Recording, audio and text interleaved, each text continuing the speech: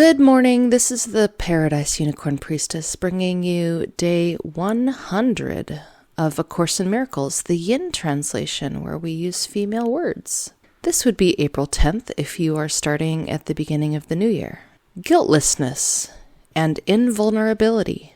Earlier I said that the Holy Spirit shares the goal of all good teachers whose ultimate aim is to make themselves unnecessary by teaching their pupils all they know. The Holy Spirit wants only this. For sharing the mother's love for her child, she seeks to remove all guilt from her mind, that she may remember her mother in peace. Peace and guilt are antithetical, and the mother can be remembered only in peace. Love and guilt cannot coexist, and to accept one is to deny the other. Guilt hides Christ from your sight, for it is the denial of the blamelessness of God's child. In the strange world that you have made, the child of God has sinned. How could you see her then? By making her invisible, the world of retribution rose in the black cloud of guilt that you accepted, and you hold it dear. For the blamelessness of Christ is the proof that the ego never was and can never be. Without guilt, the ego has no life, and God's child is without guilt. As you look upon yourself and judge what you do honestly, you may be tempted to wonder how you can be guiltless. Yet consider this: you are not guiltless in time, but in eternity. You have sinned in the past, but there is no past.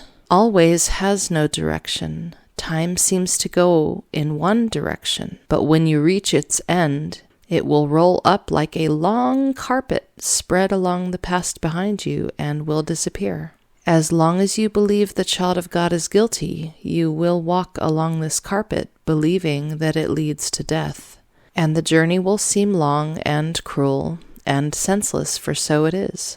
The journey the child of God has set herself is useless indeed, but the journey on which her mother sets her is one of release and joy. The mother is not cruel, and her child cannot hurt herself. The retaliation that she fears and that she sees will never touch her, for although she believes in it, the Holy Spirit knows it is not true. The Holy Spirit stands at the end of time where you must be because she is with you. She has already undone everything unworthy of the child of God, for such was her mission given her by God, and what God gives has always been. You will see me as you learn the child of God is guiltless. She has always sought her guiltlessness, and she has found it. For everyone is seeking to escape from the prison she has made, and the way to find release is not denied her. Being in her, she has found it. When she finds it is only a matter of time, and time is but an illusion. For the child of God is guiltless now, and the brightness of her purity shines untouched forever in God's mind. God's child will always be as she was created.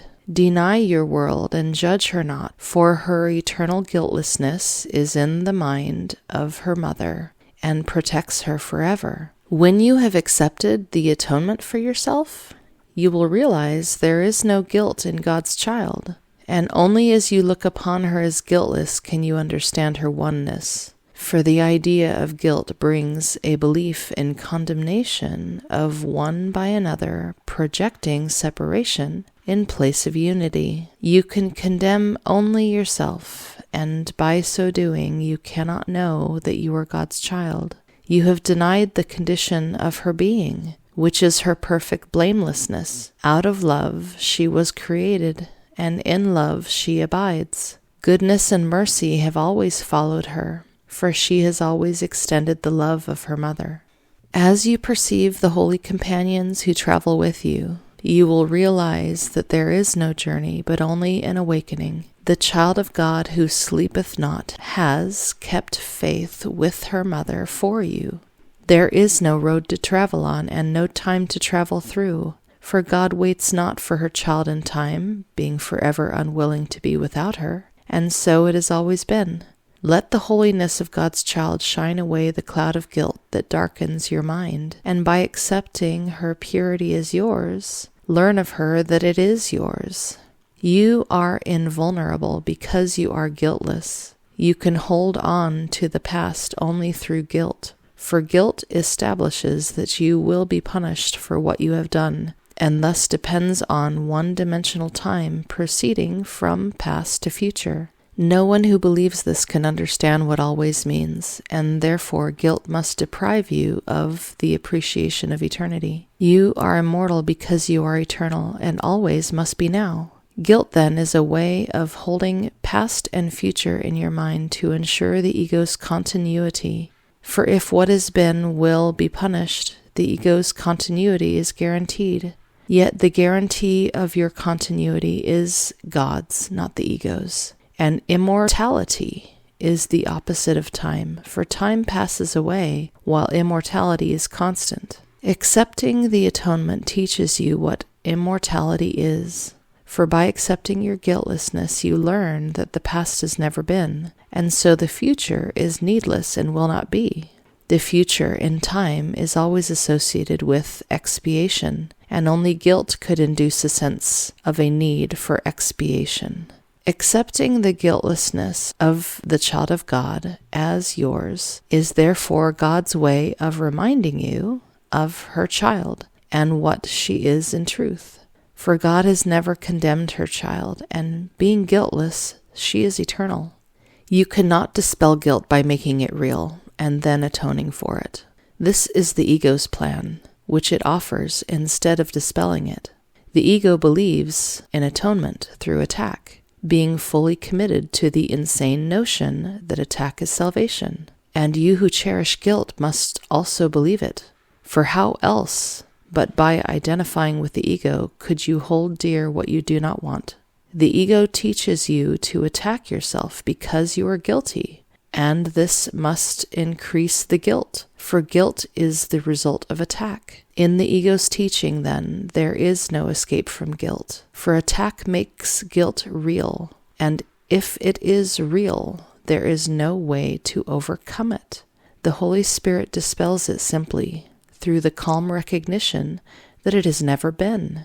As she looks upon the guiltless child of God, she knows that this is true, and being true for you, you cannot attack yourself, for without guilt, attack is impossible. You then are saved because God's child is guiltless, and being wholly pure, you are invulnerable. Wow, this just further strengthens for me this idea that the Christian story of Jesus being made to suffer by the plan of God for guilt, that's making guilt real and then atoning for it. And it just said it right here, right before my eyes. You cannot dispel guilt by making it real, then atoning for it. And that's the ego's plan. I mean, are you hearing what I'm hearing? That story, the Christian story that everyone believes, is the ego's plan. And that's why it never rang true for me. Something deep down in me was like, this is wrong. This plan will not work. It said right there, it strengthens guilt. And isn't that what we see? Wow, sorry, this is just hitting me very powerfully. Okay, lesson 100. My part is essential to God's plan for salvation. Just as God's child completes her mother, so your part in it completes your mother's plan. Salvation must reverse the mad belief in separate thoughts and separate bodies, which lead separate lives and go their separate ways. One function shared by separate minds unites them in one purpose, for each one of them is equally essential to them all. God's will for you is perfect happiness. Why should you choose to go against her will? The part that she has saved for you to take in working out her plan is given you, that you might be restored to what she wills. This part is as essential to her plan as to your happiness. Your joy must be complete to let her plan be understood by those to whom she sends you. They will see their function in your shining face and hear God calling to them in your happy laugh. I love that. Happy laugh. You are indeed essential to God's plan. Without your joy, her joy is incomplete. Without your smile, the world cannot be saved. While you are sad, the light that God herself appointed as the means to save the world is dim and lusterless, and no one laughs because all laughter can but echo yours. You are indeed essential to God's plan. Just as your light increases every light that shines in heaven, so your joy on earth calls to all minds to let their sorrows go and take their place beside you in God's plan. God's messengers are joyous, and their joy heals sorrow and despair. They are the proof that God wills perfect happiness for all who will accept their mother's gifts as theirs. We will not let ourselves be sad today, for if we do, we fail to take the part that is essential to God's plan as well as to our vision. Sadness is the sign that you would play another part instead of what has been assigned to you by God. Thus do you fail to show the world how great the happiness she wills for you, and so you do not recognize that it is yours. Today we will attempt to understand joy is our function here. If you are sad, your part is unfulfilled, and all the world is thus deprived of joy along with you.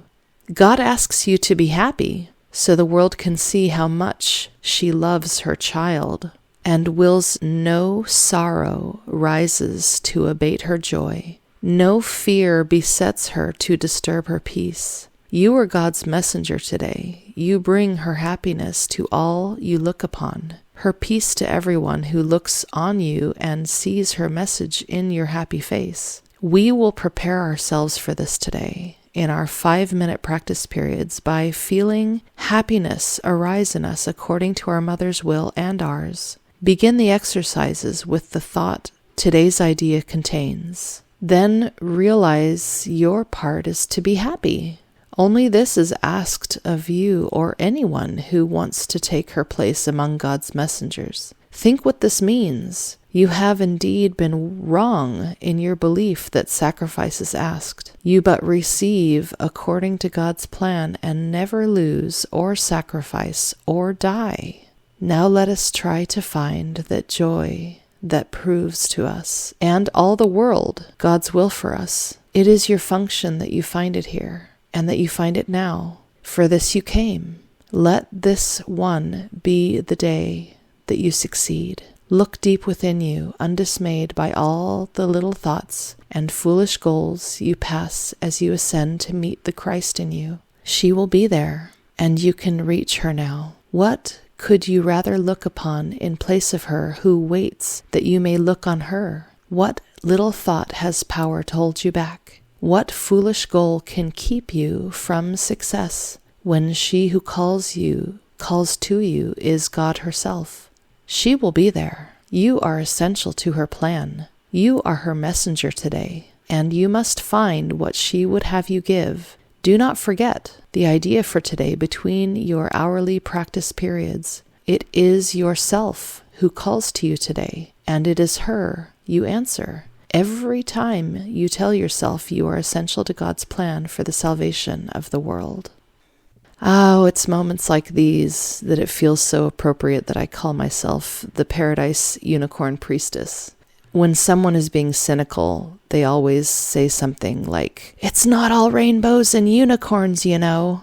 Well, that's stating a needless limitation that we place upon ourselves. I really feel like the message is, yes, it is all rainbows and unicorns, because that's all the God of love actually creates. If you would just open your eyes to the light, which is love, you would see that reality is indeed all rainbows and unicorns, and anything else you are doing to yourself. So stop hitting yourself. Stop hitting yourself. Stop hitting yourself. May you smile and laugh today, and happy practicing.